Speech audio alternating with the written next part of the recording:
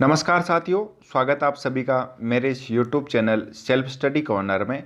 तो साथियों, आज की क्लास में हम राजस्थान इतिहास के पुरातात्विक स्थल से संबंधित इम्पोर्टेंट क्वेश्चनों के बारे में बात करेंगे। जो आने वाली भर्ती हैं जैसे पटवार, वनपाल, वन रक्षक, ग्राम सेवक और स्टेनोग्राफर के लिए काफ़ी इम्पोर्टेंट क्वेश्चन हैं। तो शुरू करते हैं आज की क्लास और देखते हैं क्या क्वेश्चन आज के। पहला क्वेश्चन है, राजस्थान में पुरातात्विक सर्वेक्षण कार्य सर्वप्रथम प्रारंभ करने का श्रेय किसे जाता है? पहला ऑप्शन है एच.सी.एल. कार्लाइल, दूसरा ऑप्शन है एच.डी. सांकलिया, तीसरा ऑप्शन है बी.बी. लाल, चौथा ऑप्शन है ए. कनिंगम। तो जो राजस्थान में पुरातात्विक सर्वेक्षण कार्य है उस कार्य को सर्वप्रथम प्रारंभ करने का जो श्रेय जाता है वो जाता है एच.सी.एल. कार्लाइल को जाता है। किसको जाता है? एच.सी.एल. कार्लाइल को जाता है। अब क्यों जाता है? क्योंकि उन्होंने दौसा सेक्टर से कठोर पाषाण व मानव अस्थियों की प्राप्ति की सूचना दी थी। ठीक है, अब बात आती है राजस्थान में पुरातात्विक सर्वेक्षण की कि इसकी सर्वप्रथम शुरुआत कब प्रारंभ हुआ था, इसकी शुरुआत कब हुई थी। तो ये चीज़ आपको ध्यान में रखनी है कि इसकी शुरुआत व प्रारंभ हुआ था ये 1871 ईस्वी में। ठीक है, 1871 ईस्वी में इसकी शुरुआत हुई थी। अगला क्वेश्चन है, कालीबंगा की सभ्यता किस नदी के किनारे फैली थी? पहला ऑप्शन है माही, दूसरा ऑप्शन है सरस्वती, तीसरा ऑप्शन है बेड़च, चौथा ऑप्शन है आहाड़ नदी। तो जो कालीबंगा सभ्यता है यह सभ्यता सरस्वती नदी के किनारे फैली थी। ठीक है, अगला क्वेश्चन है, प्राचीन सभ्यता का कौन सा स्थल घग्गर नदी घाटी में विकसित हुआ था? क्वेश्चन क्या पूछ रहा है? प्राचीन सभ्यता का कौन सा स्थल घग्गर नदी घाटी में विकसित हुआ? पहला ऑप्शन है गिलुंड, दूसरा ऑप्शन है बेराट, तीसरा ऑप्शन है कालीबंगा, चौथा ऑप्शन है आहाड़। तो जो कालीबंगा स्थल है यह स्थल घग्गर नदी घाटी में विकसित हुआ था। अब क्यों हुआ था? क्योंकि यहाँ पे सरस्वती और दृश्यवती नदियों की घाटियों में हड़प्पाकालीन सभ्यता के अवशेष प्राप्त हुए थे। ठीक है, और इन नदियों का जो वर्तमान स्वरूप है, कौन कौन सी नदियाँ? सरस्वती व दृश्यवती नदी, इनका जो वर्तमान स्वरूप है वो अब घग्गर नदी, यानी जो सरस्वती और दृश्यवती नदी हैं अब ये विलुप्त हो चुकी है और इनका जो वर्तमान स्वरूप है वो अब है घग्गर नदी। ठीक है, तो ये चीज़ आपको ध्यान में रखनी है। अगला क्वेश्चन है, कालीबंगा स्थल हनुमानगढ़ जिला मुख्यालय से किस दिशा में स्थित है? यानी कालीबंगा स्थल हनुमानगढ़ जिला मुख्यालय से किस दिशा में स्थित है? पहला ऑप्शन है उत्तर पूर्व में, दूसरा ऑप्शन है उत्तर पश्चिम में, तीसरा ऑप्शन है दक्षिण पश्चिम में, चौथा ऑप्शन है दक्षिण पूर्व में। तो जो कालीबंगा स्थल है यह हनुमानगढ़ जिला मुख्यालय से दक्षिण पश्चिम में स्थित है। ठीक है, दक्षिण पश्चिम में स्थित है। अब बात आती कालीबंगा की, बात आती है कि कालीबंगा स्थल की खोज कब हुई थी और किसने की थी।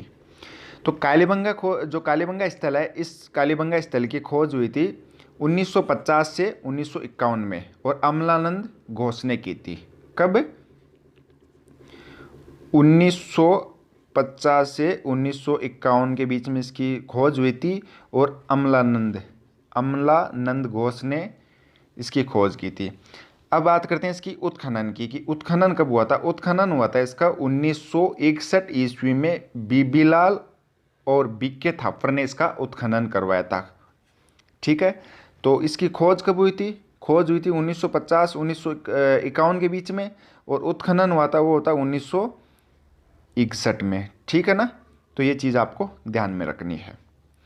अगला क्वेश्चन है, 7 अग्नि वेदिकाओं की पंक्ति प्राप्त हुई है। क्वेश्चन क्या पूछ रहा है? 7 अग्नि वेदिकाओं की पंक्ति प्राप्त हुई है। पहला ऑप्शन है आहाड़, दूसरा ऑप्शन है बेराट, तीसरा ऑप्शन है गणेश्वर, चौथा ऑप्शन है कालीबंगा।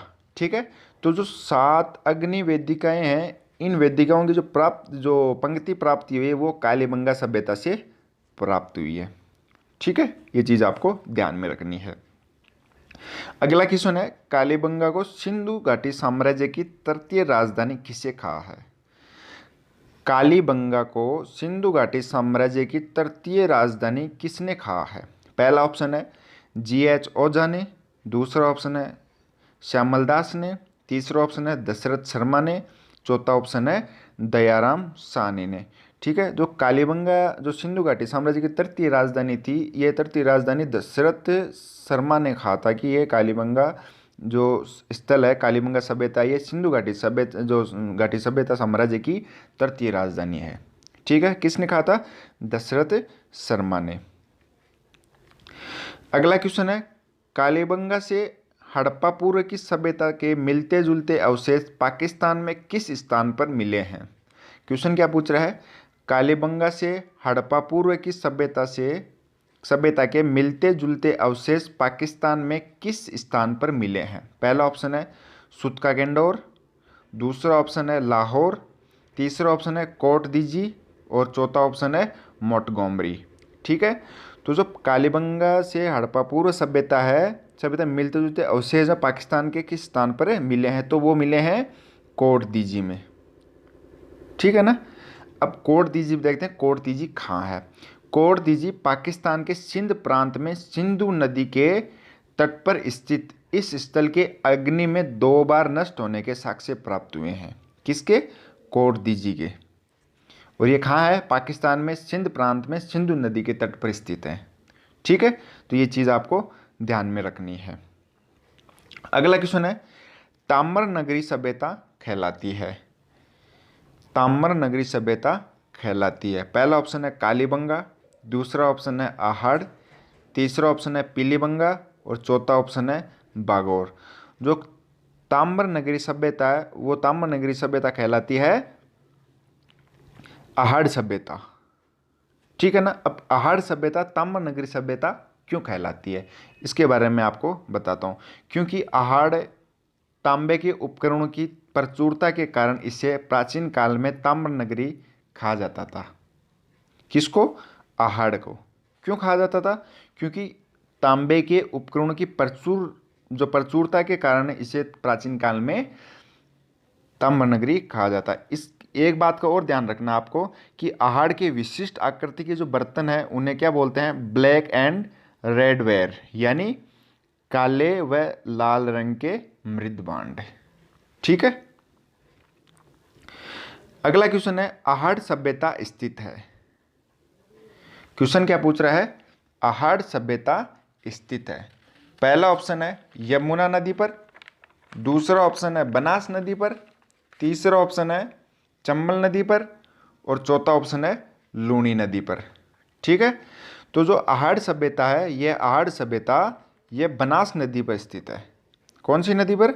बनास नदी पर स्थित है। यानी अब उदयपुर से 3 किलोमीटर दूर बनास नदी के पास धूलकोट के नीचे आहड़ का पुराना कस्बा दबा हुआ है, जहां से ताम्रयुगीन सभ्यता प्राप्त हुई। ये चीज़ आपको ध्यान रखनी है। ठीक है ना। आहड़ सभ्यता स्थित है, बनास नदी के तट पर है। ठीक है ना। यह उदयपुर से 3 किलोमीटर दूर बनास नदी के पास धूलकोट है, एक धूलकोट के नीचे आहड़ का एक कस्बा है, पुराना कस्बा दबा हुआ है, जहाँ से ताम्रयुगीन सभ्यता प्राप्त हुई है। अगला क्वेश्चन है, आहड़ संस्कृति के लोग किस धातु से परिचित नहीं थे? ठीक है, आहड़ संस्कृति के लोग किस धातु से परिचित नहीं थे? पहला ऑप्शन है तांबा, दूसरा ऑप्शन है चांदी, तीसरा ऑप्शन है लोहा और चौथा ऑप्शन है टिन। ठीक है, तो जो आहड़ संस्कृति के लोग हैं यह चांदी धातु से परिचित नहीं थे। ठीक है ना। क्यों? क्योंकि जो आहड़वासी लोग हैं वह तांबे के साथ लोहे के उपकरण का भी प्रयोग करते थे। ठीक है ना। चांदी से वह अपरिचित थे। तो ये चीज आपको ध्यान में रखनी है। अगला क्वेश्चन है, दो मुंह का चूल्हा व बहुत प्रकार के बर्तनों के साथ सिलबट्टा व पेन किस स्थान की खुदाई में मिले हैं? क्वेश्चन क्या पूछ रहा है? दो मुंह का चूल्हा व बहुत प्रकार के बर्तनों के साथ सिलबट्टा व पेन किस सभ्यता की खुदाई में मिले थे? पहला ऑप्शन है आहड़, दूसरा ऑप्शन है कालीबंगा, तीसरा ऑप्शन है बागोर, चौथा ऑप्शन है गणेश्वर। ठीक है, तो जो दो मुंह का चूल्हा और बहुत प्रकार के जो बर्तनों का जो सिलबट्टे हैं और पेन है वो जो आहड़ सभ्यता है इस आहड़ सभ्यता में प्राप्त हुए थे। ठीक है, आहड़ सभ्यता में प्राप्त हुए थे। अगला क्वेश्चन है, प्राचीन गणेश्वर सभ्यता के अवशेष प्राप्त हुए हैं। क्वेश्चन क्या पूछ रहा है, प्राचीन गणेश्वर सभ्यता के अवशेष प्राप्त हुए हैं। पहला ऑप्शन है नीम का थाना से, दूसरा ऑप्शन है श्री गंगानगर से, तीसरा ऑप्शन है पलसाना से, चौथा ऑप्शन है रिंगस से। तो जो प्राचीन सभ्यता है गणेश्वर सभ्यता, इस सभ्यता के जो अवशेष प्राप्त हुए हैं वो हैं नीम का थाना से। ठीक है ना। अब इसके बारे में थोड़ी डिटेल जान लेते हैं, क्योंकि जो गणेश्वर सभ्यता है वह नीम जो सीकर जिले के नीम का थाना तहसील में कांतली नदी के उद्गम पर स्थित है। ठीक है ना, ये चीज़ आपको ध्यान में रखनी है। अब बात करते हैं इसकी उत्खनन कब हुआ था और किसने किया था। इसका उत्खनन 1900, ध्यान रखना, आप देखो इसका उत्खनन 1977 में रतनचंद्र अग्रवाल ने, ठीक है ना, कब 1977 में किसने किया था, रतनचंद्र अग्रवाल ने किया था। ठीक है। और 1978 और 79 में विजय कुमार ने करवाया था इनका उत्खनन। तो दोनों चीज़ आपको ध्यान रखनी है कि 1977 में उत्खनन किसने करवाया था, रतनचंद्र अग्रवाल ने, और 1978 और 1979 में किसने करवाया था, विजय कुमार ने इनका उत्खनन करवाया था। ठीक है। अब जो गणेश्वर सभ्यता है, गणेश्वर सभ्यता को ताम्रयुगीन सभ्यताओं की जननी कहा जाता है। कई बार, काफ़ी बार क्वेश्चन पूछा गया है कि जो ताम्रयुगीन सभ्यताओं की जननी है वो किस सभ्यता को कहा जाता है। तो ध्यान में रखना आपको, गणेश्वर सभ्यता को ताम्रयुगीन सभ्यताओं की जननी कहा जाता है। ठीक है। अगला क्वेश्चन है, किस नदी के किनारे स्थित गणेश्वर में ताम्रयुगीन सभ्यता के अवशेष पाए गए हैं। ठीक है। पहला ऑप्शन है कांतली, दूसरा ऑप्शन है लूणी, तीसरा ऑप्शन है चंबल, चौथा ऑप्शन है बनास। ठीक है। अपने पिछले क्वेश्चन में पढ़ा था कि जो गणेश्वर सभ्यता है, गणेश्वर सभ्यता यह सीकर जिले के नीम का थाना है तहसील में कांतली नदी के उद्गम पर स्थित है। कौन सी सभ्यता, गणेश्वर ताम्रयुगीन सभ्यता। ठीक है ना। तो ये चीज़ आपको ध्यान में रखनी है। अगला क्वेश्चन है, राजस्थान में अशोक का अभिलेख कहाँ प्राप्त हुआ था। राजस्थान में अशोक का अभिलेख कहाँ प्राप्त हुआ था। पहला ऑप्शन है बड़ली में, दूसरा ऑप्शन है बरनाला में, तीसरा ऑप्शन है बेराठ में, और चौथा ऑप्शन है बुचकला में। ठीक है। तो जो राजस्थान में अशोक के अभिलेख है वो अभिलेख प्राप्त हुए थे बेराठ सभ्यता से प्राप्त हुए थे। ठीक है ना। इस चीज़ का आपको ध्यान में रखना है। क्यों, अब बेराठ के बारे में बात करते हैं, बेराठ सभ्यता क्या है। ठीक है ना। अब इसके बारे में थोड़ी डिटेल जान लेते हैं कि बेराठ सभ्यता सिंधु घाटी सभ्यता के प्राग ऐतिहासिक काल में, ठीक है, समकालीन इस स्थल से मौर्य काल व मध्यकालीन, जो मौर्यकालीन यानी अशोक के शिलालेख और मध्यकालीन अवशेष प्राप्त हुए हैं इस सभ्यता से। ठीक है। तो ये चीज़ आपको ध्यान में रखनी है। अगला क्वेश्चन है, किस स्थल से इंडो ग्रीक शासकों के 28 सिक्के व मिनेंडर के 16 सिक्के प्राप्त हुए हैं।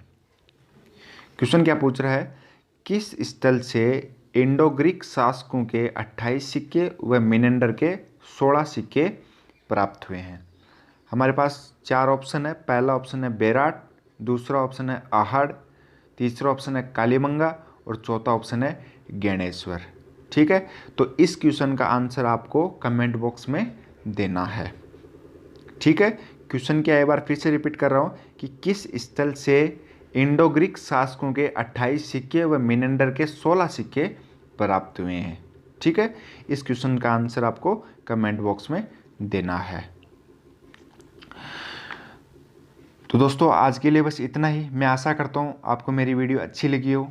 अगर वीडियो अच्छी लगी हो तो वीडियो को लाइक, शेयर और कमेंट करना, साथ ही साथ चैनल को सब्सक्राइब करना, साथ में बेल आइकन प्रेस कर लेना, ताकि जब भी मैं आपके लिए ऐसी नई वीडियो लेके आऊँ सबसे पहले नोटिफिकेशन आपके पास पहुँच जाए। तो दोस्तों मिलते हैं अगले वीडियो में, तब तक के लिए जय हिंद, वंदे मातरम।